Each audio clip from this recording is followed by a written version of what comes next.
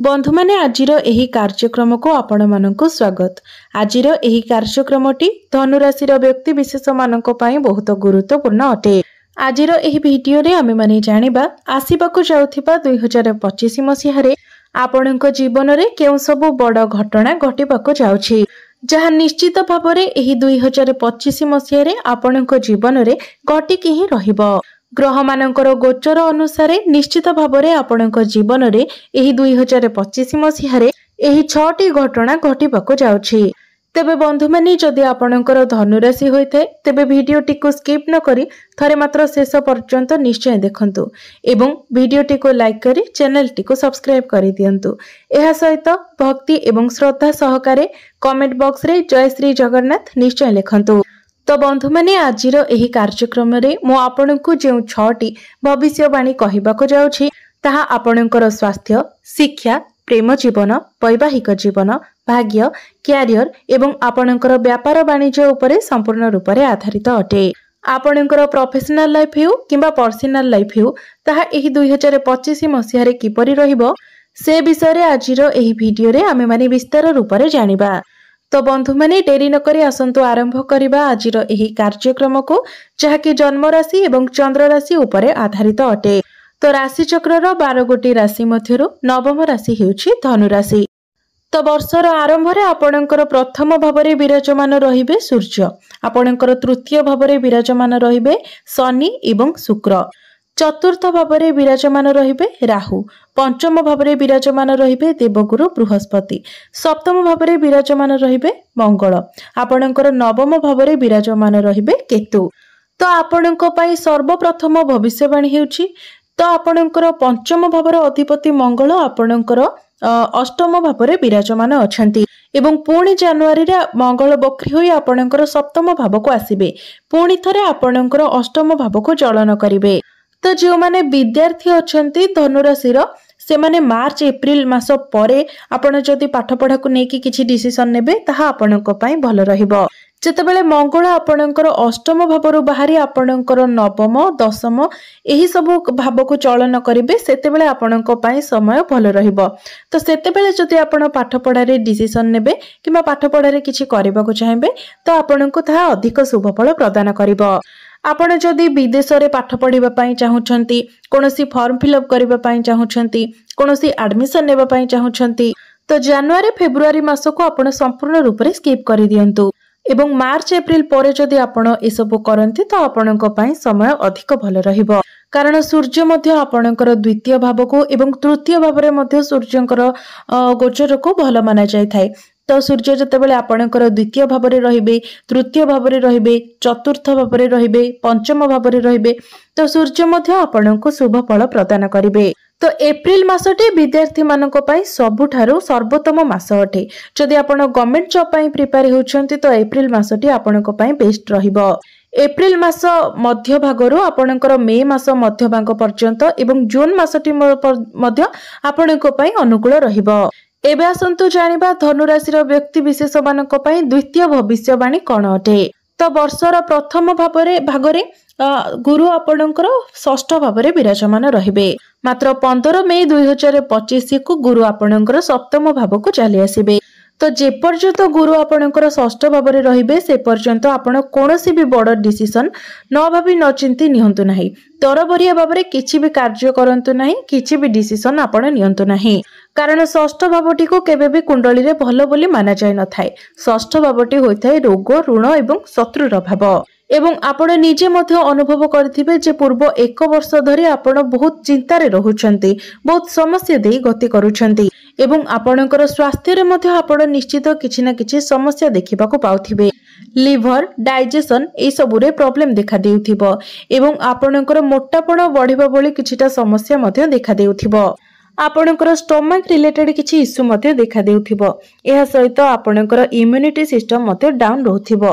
कारण आपणकर स्वामी हेउछंती, राशि स्वामी हेउछंती देवगुरु बृहस्पति एवं आपणकर राशि स्वामी जेहेतु आपणकर षष्ठ भाव रे अछंती तो निश्चित भाव रे आपणकर इम्यूनिटी सिस्टम डाउन रहथिबो।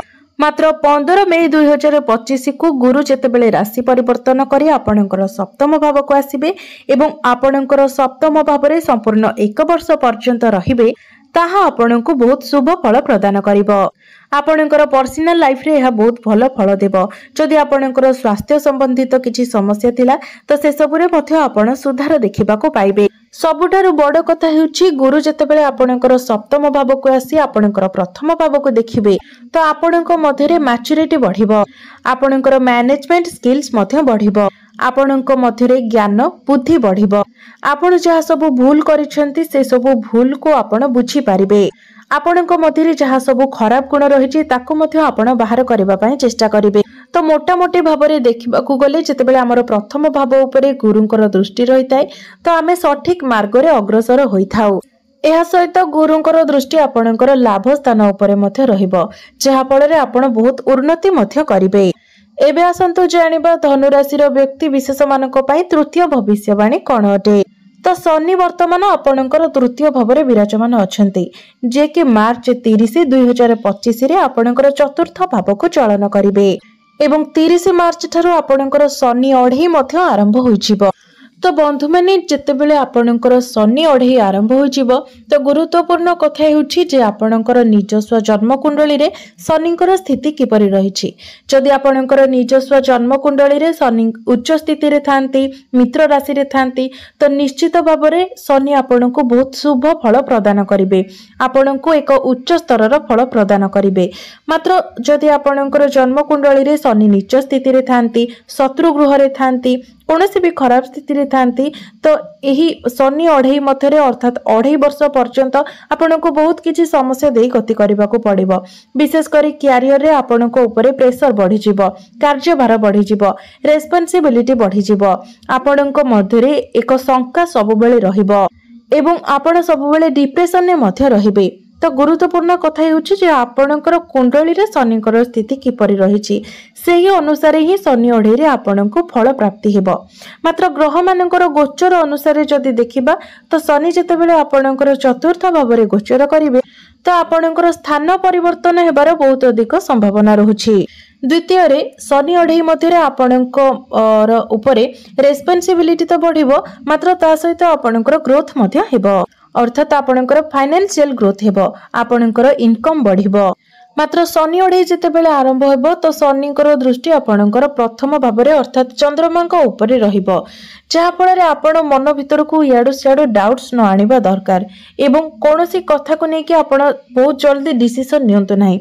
हठात करे कोनोसी कथा रे आपण डिसीजन नियंतु नाही, बहुत भाबी चिंती आपण डिसीजन नियंतु नचेत आपण को ही समस्या रे पड़िबा को हेबो एवं आखि बुझी आपण भूले भी कहा ऊपर विश्वास करंतु नाही। एबे आसंतु जानिबा धनु राशि रे व्यक्ति विशेष मानक पई चतुर्थ भविष्यवाणी कोन रहिछि। तो 30 मार्च पूर्वरु जे पर्यंत शनि आपणकर तृतीय भाव रे अछंती तो जनवरी फेब्रुआरी एवं मार्च मध्य आपण कोनोसी इलेक्ट्रोनिक्स जिनिस किणाकिणी करि पारंती, कोनोसी लुहा जातीय जिनिस किणाकिणी करि पारंती, कोनोसी बड़ धरणर जिनिस आपण किनि पारंती किबा कोनोसी प्रॉपर्टी रे मध्य आपण डील करि पारंती किंबा एही समय आपण ऑनलाइन जिनिस मध्य अधिक किणाकिणी करि पारंती एवं ऑनलाइन जदि आपण किछि कार्य करूछंती तो सेथिरे मध्य आपनको बहुत अधिक लाभ प्राप्ति हेबो। एबे आसंतु जानिबा धनु राशि रो व्यक्ति विशेष मानक पई पंचम भविष्यवाणी कोन रहिछि। तो एही नवा वर्ष 2025 रे राहुंकर जो राशि परिवर्तन हेबो ताहा आपनको बहुत अधिक पॉजिटिव परिवर्तन आनिबो, आपनको बहुत शुभ फल प्रदान करिवो। एक रे तो गुरुंकर परिवर्तन आपनको निश्चित भाव में शुभ फल प्रदान करिवो। एहा सहित राहुंकर राशि परिवर्तन मध्य आपनको शुभ फल प्रदान करिवो कारण एही 2025 रे राहु आपणकर चतुर्थ भावरु बाहरी आपणकर तृतीय भाव रे चलन करिवे जहाकि 18 मे 2025 रे राहु निजर राशि परिवर्तन करी आपणकर तृतीय भाव को आसीबे।